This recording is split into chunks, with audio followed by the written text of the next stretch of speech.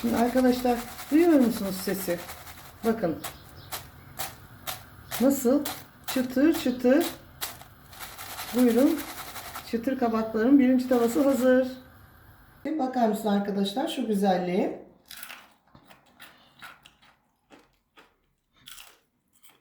Şahane iç dokusuyla bu tarifimi sizlere öneriyorum.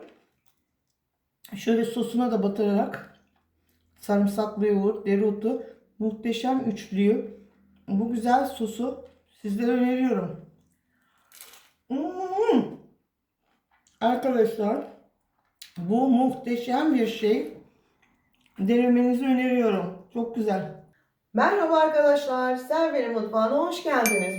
Bugün sizlere şöyle yeşil kabaklarım var arkadaşlar. Çıtır kabak yapıyorum. Yapımı çok basit ama yemesi bir o kadar lezzetli. Yapım aşaması.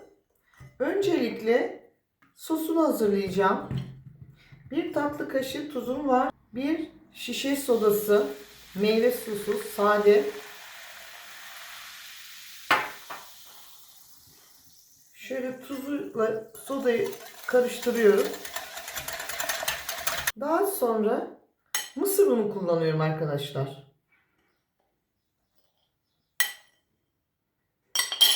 Mısır ununu ne kadar kullandığımı kıvam olarak sizlere göstereceğim. Bunu siz karar vereceksiniz. Bakınız. Şimdi mısır unu olduğu için glutensiz oluyor aynı zamanda. Bakınız bu yetersiz. Şimdi ilave ediyorum unumu. Bakınız yoğunluk yeterli değil. Un ilavesi devam ediyor. 2 kaşık daha ilave ediyorum. Tekrar karıştırıyorum.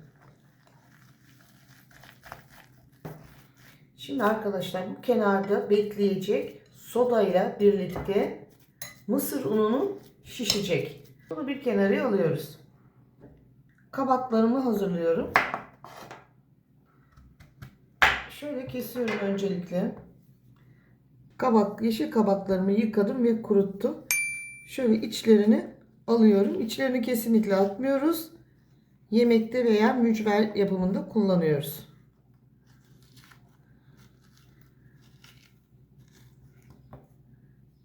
Biraz daha inceltiyorum. Bakın kalın oldu biraz.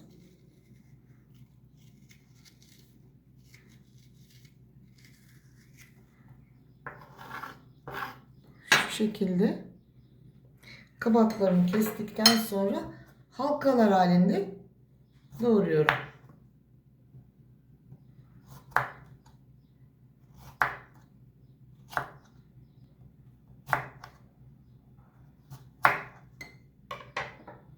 Eğer kalınsa tekrar kesebilirsiniz. Biraz daha inceltebilirsiniz. Kalın olan yerlerini bu şekilde inceltebilirsiniz. Kabaklarımı bu şekilde hazırladım. Mısır unu sodayla güzelce bu şekilde yumuşadı. Şimdi içerisine mısır nişastası koyuyorum. 3 yemek kaşığı.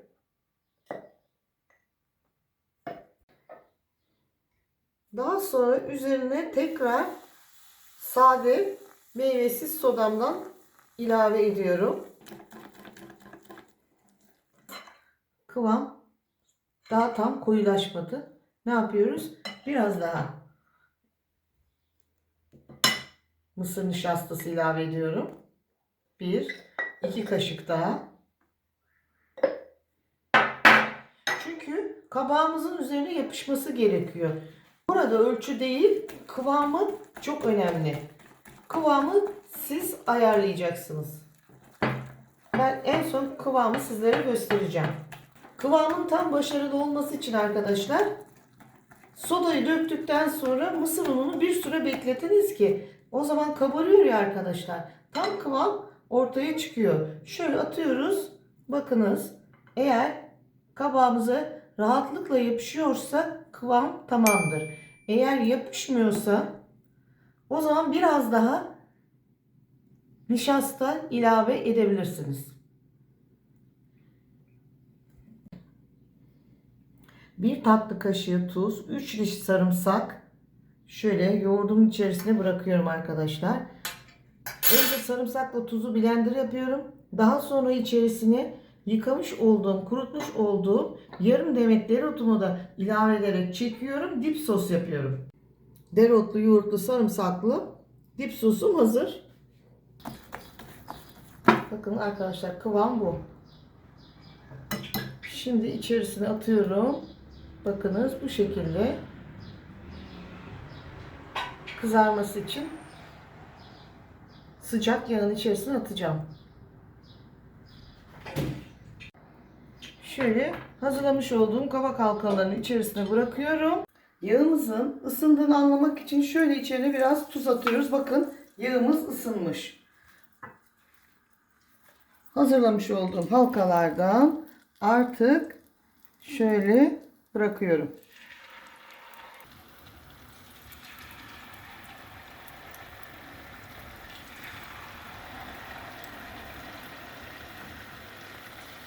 Yağımızın çok sıcak olması gerekiyor arkadaşlar. Yoksa çıtır olmaz. Bu şekilde tüm tavayı dolduruyorum.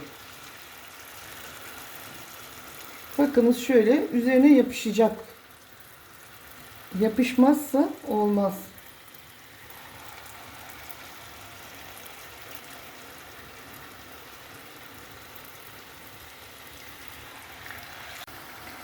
Bakınız kızarmaya başladı. Hemen çeviriyoruz kızaranları. İyice kızarmasını bekliyoruz çıtır olması için. Kızarınca alacağım. Çıtır kabaklarım kızardı. Bakınız ne kadar güzel oldu. Şu şekilde alıyorum. Daha yağı süzülmesi için bu çift süzme işlemi arkadaşlar iyi oluyor. Buyurunuz, çıtır çıtır. Çıtır kabaklarımız hazır. Şimdi ikinci ve üçüncü tavalar bitene kadar bu şekilde kızartmaya devam ediyorum. Bakar mısınız şu güzelliğe arkadaşlar. Bu şekilde olunca bakın biraz daha yağı süzülüyor. Daha çıtır oluyor. Şimdi arkadaşlar duyuyor musunuz sesi? Bakın. Nasıl? Çıtır çıtır. Buyurun.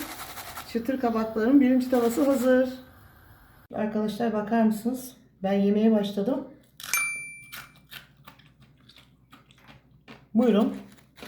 Bakınız. Şöyle bırakayım size. Nasıl çıtır çıtır kabağımız. Şimdi ben susuyorum arkadaşlar. Siz lütfen dinleyin.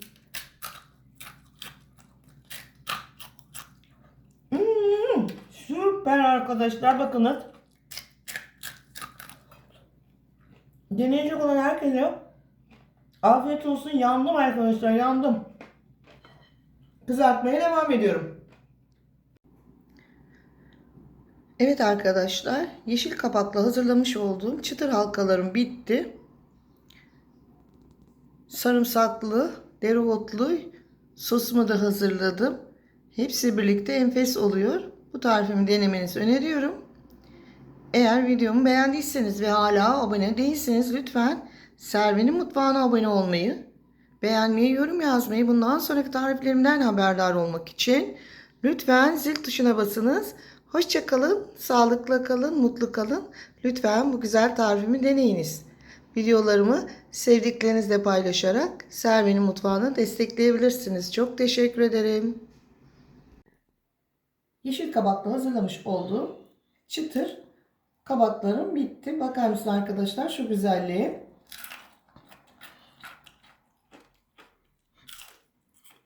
Şahane iç dokusuyla bu tarifimi sizlere öneriyorum. Şöyle sosuna da batırarak sarımsaklı yoğurt, dereotu, muhteşem üçlüyü. Bu güzel sosu sizlere öneriyorum. Arkadaşlar bu muhteşem bir şey. Denemenizi öneriyorum. Çok güzel. Çok nefis. Sarımsaklı yoğurt da çok yakışmış. Yemeğe devam ediyorum. Lütfen siz de deneyin.